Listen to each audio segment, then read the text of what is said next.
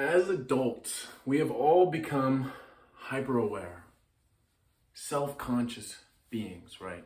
We overthink everything, man, and it sucks. It really sucks. It sucks for me, at least. I don't know. I haven't experienced what it's like to be in your guys' shoes, but personally, I reminisce to when I was a child quite often. And I look back on those years fondly, almost wishing as if I still had the mind of a child, right? In this video, I want to talk about how to connect with that inner child of yours and to stop caring so much and being so hyper aware and self-conscious exactly how I am right now, right? I mean, like I said, I guess I didn't say this. I'm trying to connect with that inner child. I'm getting closer at it, but I'm still very self-conscious. So take everything I say with a grain of salt and listen to yourself at the end of the day and look inwards, and don't just take my word as gospel, because it's not. I don't know shit about shit.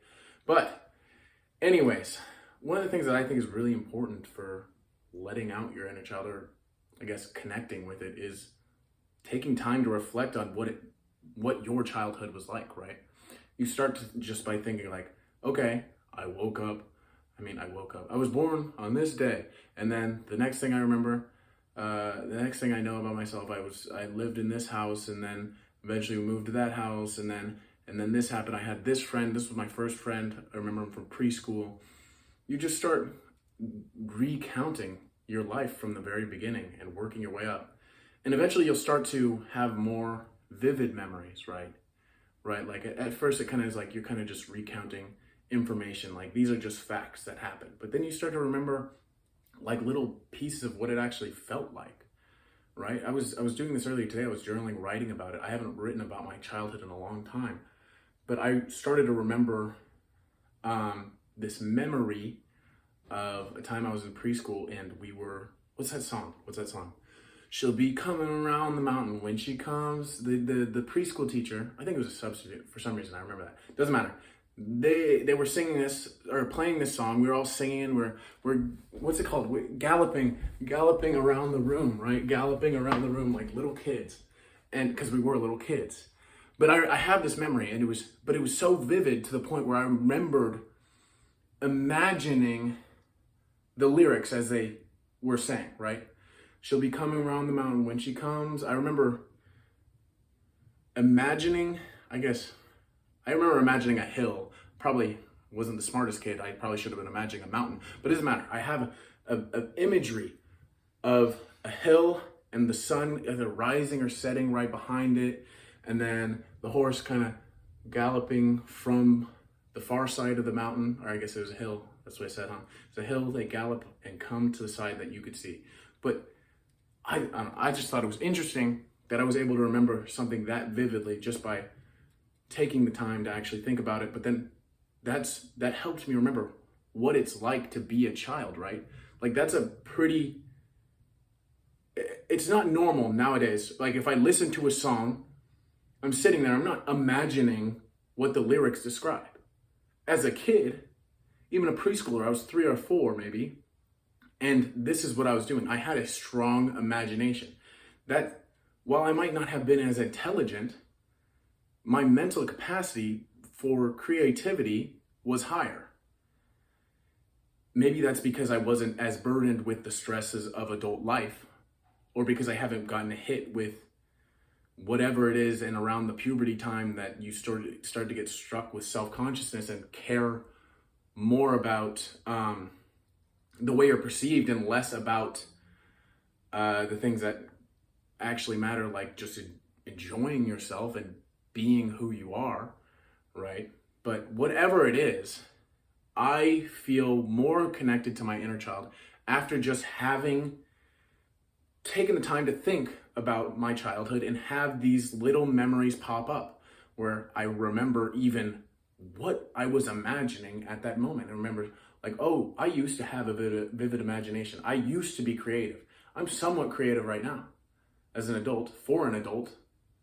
But back then, I actually could see things as they were described to me, and I can't anymore. It's not the same.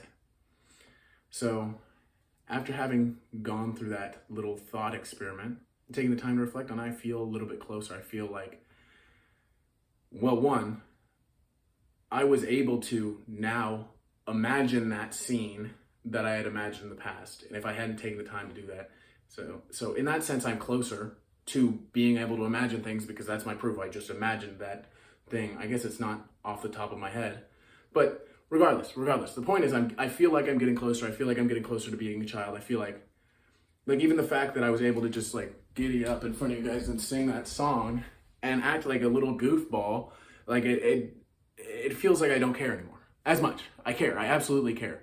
I fucking care what you guys think about me. And I feel like a little bit silly when I start to stumble and not know exactly what I'm going to say or whatever, but it doesn't matter because something I'm learning, realizing that I used to understand as a kid, maybe not consciously, but subconsciously I used to understand this as a kid, is that there is no destination, right?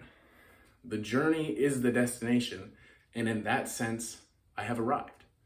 I am here right now in this present moment. This is all that matters. While I'm not 100% present, because again, I am worried a little bit about what you guys think about me, I am much closer to the present moment than I was before, having reflected and realized that the journey is really all that matters. We don't really need to focus on what our life will look like, what we want our life to look like. We don't need to be obsessed with it, right?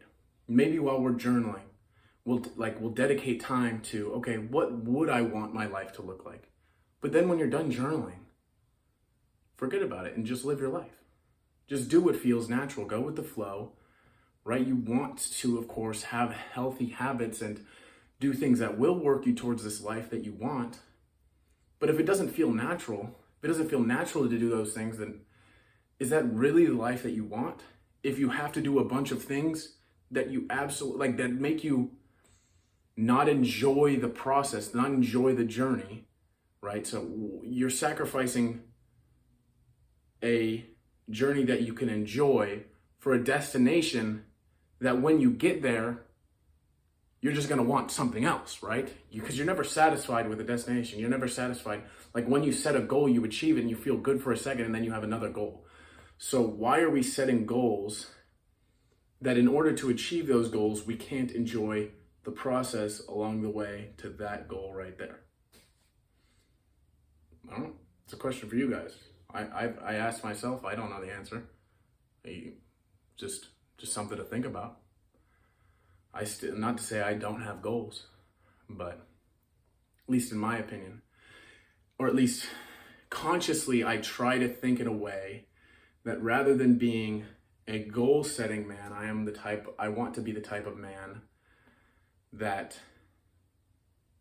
achieves things as a byproduct of self-development and going with the flow and being loose and relaxed and not so rigid, whatever that might mean, right?